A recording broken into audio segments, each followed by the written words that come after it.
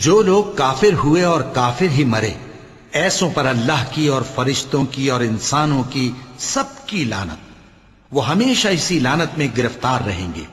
ان سے نہ تو عذاب ہلکا ہی کیا جائے گا اور نہ انہیں کچھ مہلت ملے گی۔ اور لوگوں، تمہارا معبود ایک ہی معبود ہے،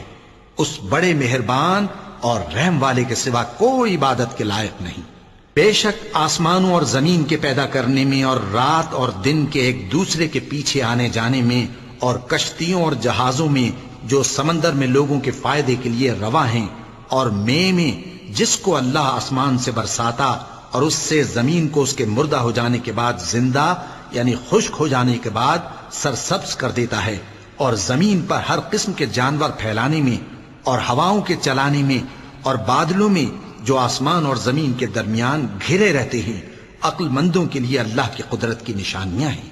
اور بعض لوگ ایسے ہیں جو غیر اللہ کو اللہ کا شریک بناتے اور ان سے اللہ کی سی محبت کرتے ہیں،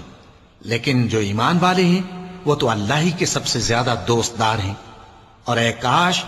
ظالم لوگ جو بات عذاب کے وقت دیکھیں گے اب دیکھ لیتے کہ سب طرح کی طاقت اللہ ہی کو ہے، اور یہ کہ اللہ سخت عذاب کرنے والا ہے۔